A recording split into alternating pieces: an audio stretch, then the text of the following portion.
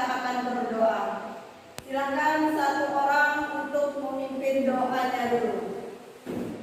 Duduk siap gerak. Sebelum kita belajar, marilah kita berdoa. Siap berdoa, mulai.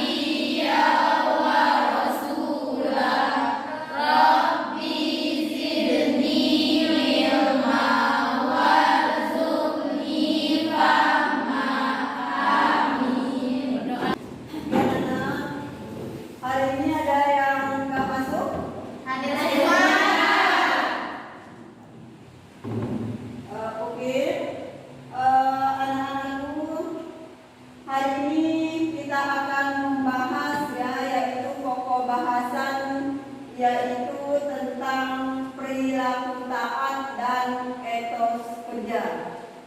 Namun sebelum Ibu menjelaskan lebih lanjut tentang materi ini, ada yang masih ingat tentang pelajaran kita minggu lalu? Saya.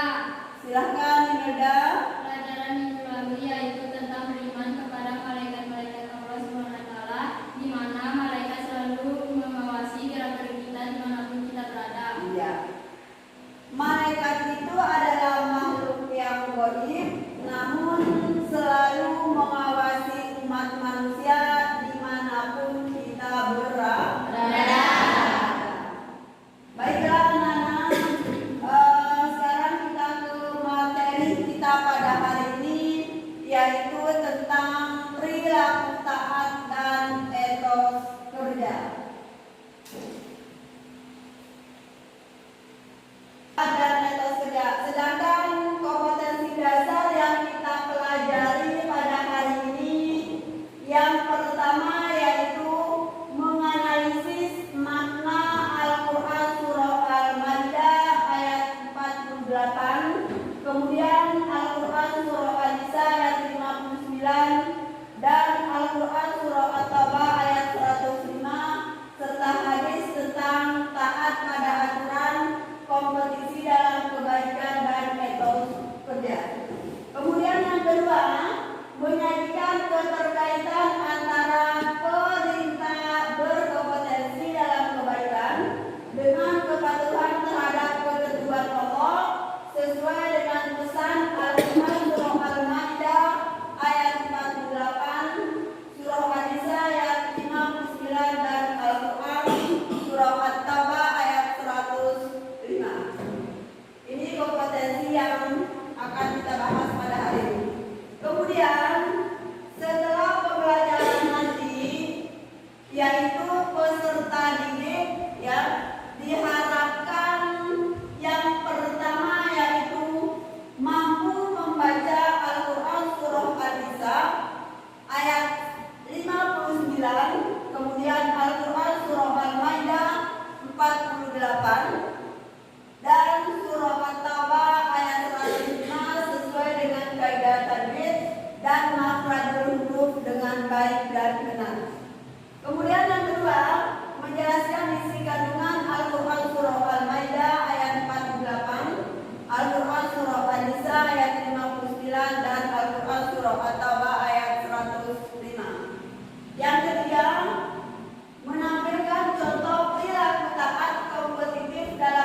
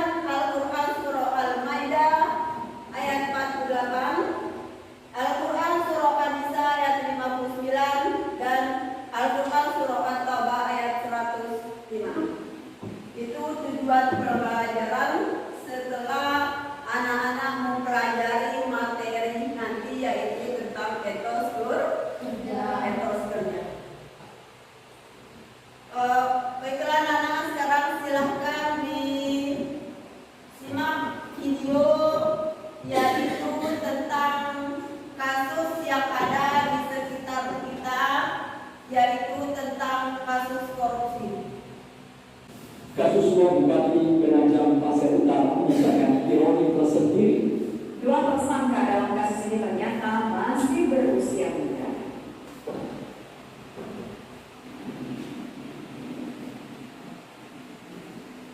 Kasus suap Bupati Penajam Pasir Utara menyisakan ironi tersendiri. Dua tersangka dalam kasus ini ternyata masih berusia muda. Sang Bupati Abdul Ghafur Masud 35 tahun.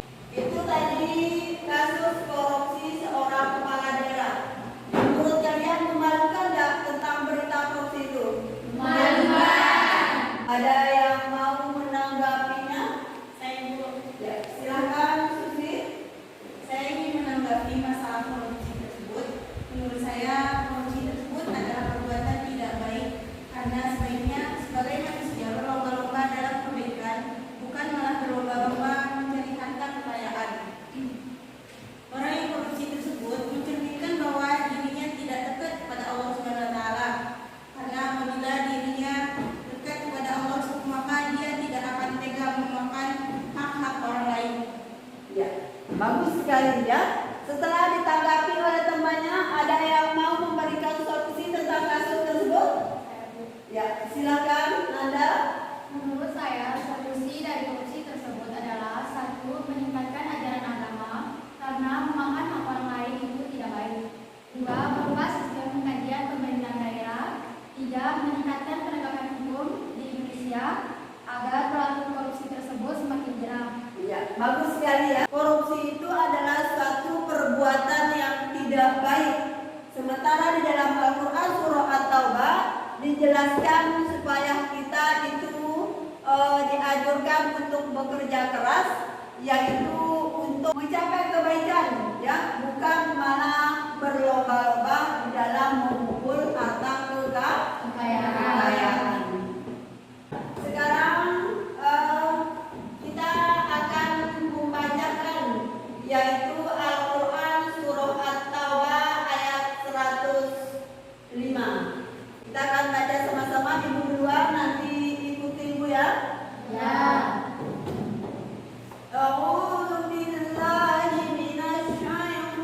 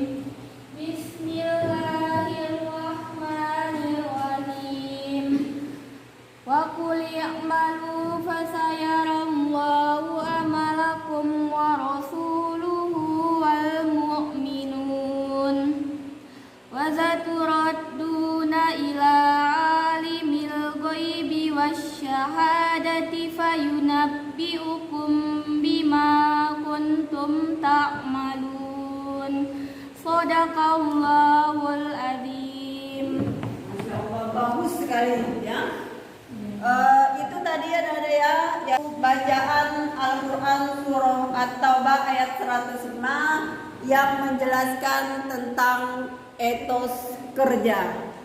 Sekarang silahkan anak-anak bergabung ke kelompoknya masing-masing. Silahkan. Bila banyak masalah hidupmu, ku harap dirimu tak usah mengeluh. Percaya dan yakinkan dirimu, kau bisa mengubah keluh jadi senyum. Tak ada satupun manusia yang tak pernah disinggahi masalah. Mungkin inilah cara yang kuasa untuk jadikanmu lebih dari dewasa. Senyum. Silakan ya, dicari penyebabnya apa, ya, tulis penyebabnya, kemudian solusinya bagaimana terhadap kasus yang kalian diskusikan. Silakan ya. Silakan. Oke anak-anak, untuk mengerjakan diskusi kelompoknya sudah selesai? Sudah. Sekarang silahkan nanti masing-masing kelompok yaitu untuk mempresentasikan ya hasil kerja kelompoknya. Sekarang ibu persilakan dari kelompok 1 dulu untuk mempresentasikan hasil diskusi kelompoknya. Silakan kelompok 1.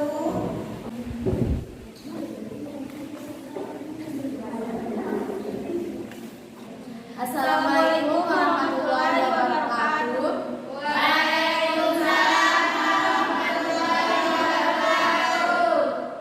Kami perwakilan dari kelompok 1 akan mempresentasikan hasil diskusi kami, yaitu tentang kasus kecurangan ujian matematika yang akan disampaikan oleh teman saya, yaitu Nabila Fitriani. Kasus kecurangan ujian matematika. Penyebab 1. Kurangnya pengawasan dari pihak sekolah atau penyelenggara ujian nasional terhadap siswa sehingga terjadi kebocoran soal ketika ujian nasional berlangsung. Penyebab yang kedua, kurangnya penerapan larangan pada saat ujian nasional berlangsung, seperti larangan membawa media elektronik atau menghitung misalnya menggunakan kalkulator. Solusinya, solusi 1, apabila hal ini tidak segera ditindak lanjut, maka akibatnya di daerah-daerah yang mendapat bocoran soal nilainya akan menjadi tinggi dibandingkan dengan daerah-daerah yang tidak mendapatkan bocoran soal. Solusi yang kedua, siswa-siswa akan menjadi malas dan meremehkan soal karena sudah tahu dari bocoran soal dari ujian tersebut. Sekian dari kami. Apakah teman-teman ada yang ingin bertanya? Ya, silahkan. Kita sebagai pelajar, bagaimana sikap supaya tahun depan pada saat ujian nasional tidak terjadi kebocoran soal ini? Baiklah, saya akan menjawab pertanyaan dari saudari Neneng. Menurut saya, kita harus menerapkan kejujuran sejak dini dalam keadaan bagaimanapun, dan apabila kita sudah terbiasa untuk berperilaku jujur, maka kita akan menolak hal-hal seperti tersebut. Dan sebaiknya apabila kita menghadapi ujian, maka kita harus belajar dengan sungguh-sungguh. Terima kasih. Apakah ada yang ingin bertanya lagi? Tidak ada.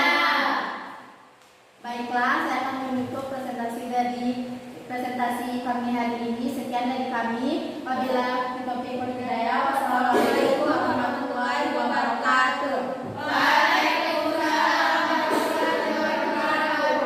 Untuk kelompok 1, baru presentasinya ya, yaitu tentang kasus kecurangan soal ujian matematika yang diselidiki oleh Kemendikbud. Ya. Sebagai seorang pelajar, yaitu hal tersebut tidak boleh kita contohi, ya, karena itu adalah perbuatan yang salah. Ya. Oke anak-anak, untuk menambah pengetahuan atau pemahaman kalian tentang kita pada hari ini, Ibu akan membagikan soal dulu, ya, untuk kalian kerjakan. Ini per individu, ya.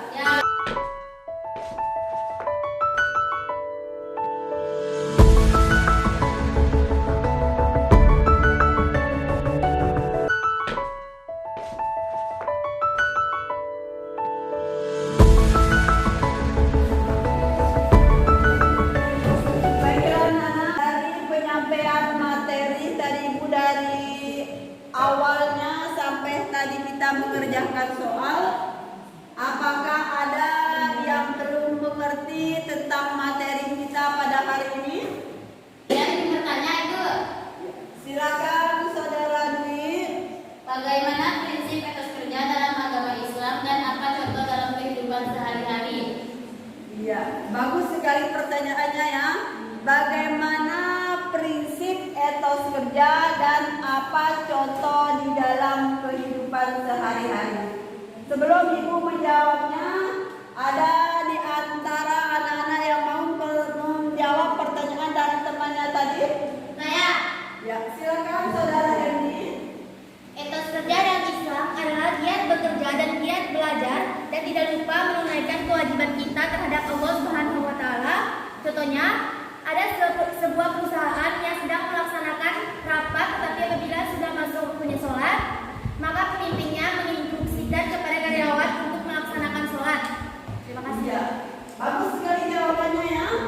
Ya, etos kerja di dalam agama Islam itu adalah kerja yang giat, belajar yang giat, tetapi tidak lupa menunaikan kewajiban kita sebagai umat Muslim, yaitu melaksanakan sholat.